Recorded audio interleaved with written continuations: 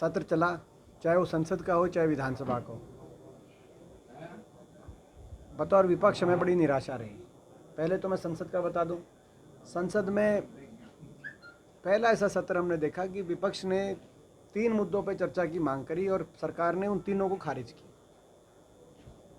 हमने मांग करी संयुक्त विपक्ष ने कि महंगाई बेरोजगारी पर चर्चा हो, दूसरा किसान आंदोलन पर चर्चा हो और तीसरा जासूसी कांड पेगासस पे चर्चा हो। और सरकार ने कहा कि इन तीनों को छोड़ के आप चौथे पे चर्चा कराओ। तो मैं आपसे पूछना चाहता हूँ, किसानों की बात, महंगाई बेरोजगारी की बात अगर हम संसद में नहीं करेंगे, इन पे चर्चा नहीं करेंगे, तो क्या वहाँ मौसम पे चर्चा करने हम गए थे? तो हमने सरकार को जब ये कहा कि भाई आप इन तीनों में से कोई किसी पे करा दो, मगर एक चर्चा तो होनी चाहिए विपक्ष की भी, बाकी आपके पास मेजॉरिटी है, कानून तो आप पास करा ही रहे हैं धक्काशाही से। लेकिन इस बात को लेकर गतिरोध बना। दुर्भाग्य की बात ये रही कि पूरा सत्र निकल गया, मगर पूरे महीने में विपक्ष की वहाँ पे बात नहीं सुनी गई। बड़ा दुर्भाग्य रहा। एक सरकार का एक अहंकार देखने को मिला। अब ऐसे ही हरियाणा की विधानसभा में भी हमने देखा, विधानसभा परसों ख़त्म हुआ सत्र, विधानसभा सत्र में भी किसान आंदोलन पे जब बात आई तो माइक स्विच ऑफ कर दिया गया।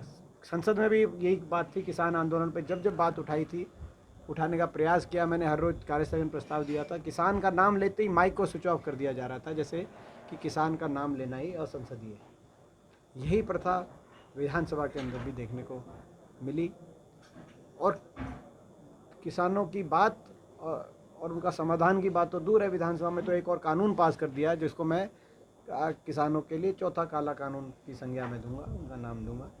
तो ये बड़ी दुर्भाग्य की बात है।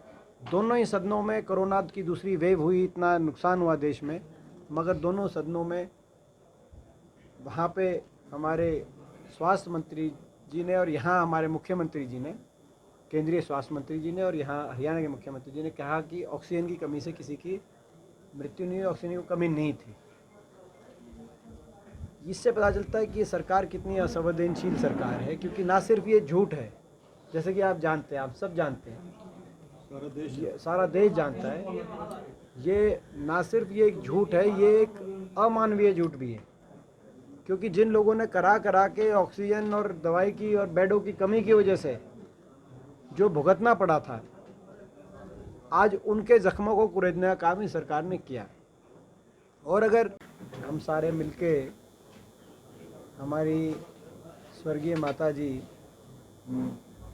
कृष्णा देवी जी को हम श्रद्धांजलि देना चाहते हैं, और उसी जो है दौरान जब कोरोना का काफ़ी प्रकोप था, हमारी माता जी का जब स्वर्गवास हुआ, तो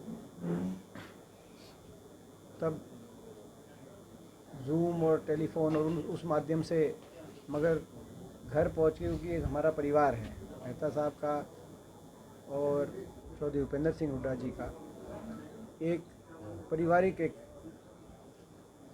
आपस का एक जुड़ाव है, एक नाता है, रिश्ता है। और उस लिहाज से अब जब आवागमन शुरू हुआ तो मन में ये बात थी, हुड्डा साहब ने जिम्मेदारी लगाई, मन में मेरे बात थी कि एक बार जाके हम श्रद्धांजलि दें। उन संस्कारों को आगे ये परिवार लेके जा रहा है।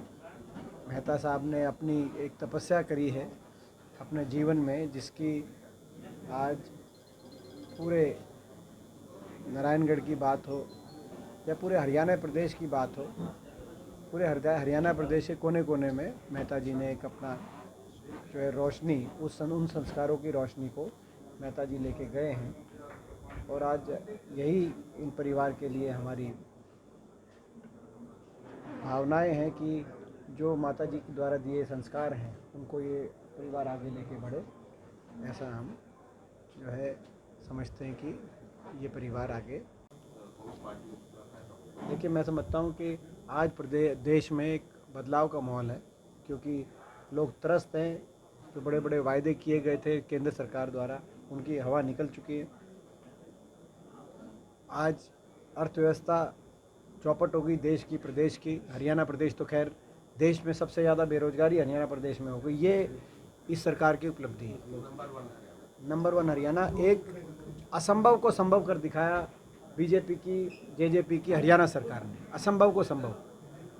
असंभव ये था कि एक प्रदेश जो बिल्कुल दिल्ली के 3 तरफ हो, इतना बीचों बीच हो, और जो 2014 में निवेश में नंबर 1 पे हो और प्रति व्यक्ति आय में नंबर 1 पे हो, उसमें आज 7 साल की सरकार के बाद यूपी, बिहार और जम्मू कश्मीर से भी ज़्यादा बेरोजगारी। अगर उस समय कोई ये बात कहता तो ये एक असंभव बात थी, ये कर आसान काम नहीं था, मगर उस असंभव को संभव कर दिखाया। देश में सबसे ज़्यादा बेरोजगारी हरियाणा के अंदर, ये सरकार की, यानी कि कोई प्लानिंग से चले नहीं। आज हरियाणा का भविष्य, युवा का भविष्य को जो है बेरोजगारी गर्त में धकेलना काम हुआ। ना निजी क्षेत्र में निवेश हुआ, सरकारी क्षेत्र में तो पेपर लीक घोटाला आपके सामने, 28,000 पेपर लीक हो गया। तो जो मैं समझता हूँ ये प्रदेश की हालात है, और देश में भी जो आज हालात ये बनी है, कहीं किसान नाराज, कहीं बेरोजगारी का अर्थव्यवस्था चौपट। तो ये जो प्रदेशों में चुनाव होंगे, हमें पूरी उम्मीद है कि आपका प्रश्न था कि उत्तराखंड में भी कांग्रेस जीतेगी, पंजाब में भी कांग्रेस जीतेगी, गोवा में भी कांग्रेस जीतेगी, और उत्तर प्रदेश में लोग भाजपा सरकार को हटाने के लिए मतदान उत्तर प्रदेश में करेंगे। ये पहली, हम वहाँ तक बात क्यों जाएं, पहले तो हम राज्यपाल के पास जाएंगे। हर संवैधानिक जो है, जो हमारे सामने अपॉर्चुनिटी है इसका विरोध करने की, और हमारे राज्यपाल जी से नेता विपक्ष हुड्डा साहब के नेतृत्व में सारे कांग्रेस के विधायक जाएंगे, और यही हमारी उनसे मांग रहेगी कि आप इस पर दस्तखत ना करें, क्योंकि किसानों के हितों को इससे कमज़ोर किया जा रहा है। और राष्ट्रपति जी, क्योंकि इसमें पहले राष्ट्रपति के पास भेजेंगे, क्योंकि ये सेंट्रल के कानून में, तो राष्ट्रपति जी के पास भी हम गुहार लेके जाएंगे। तो हर जो भी फोरम होगा उस पर हम इसका विरोध करेंगे।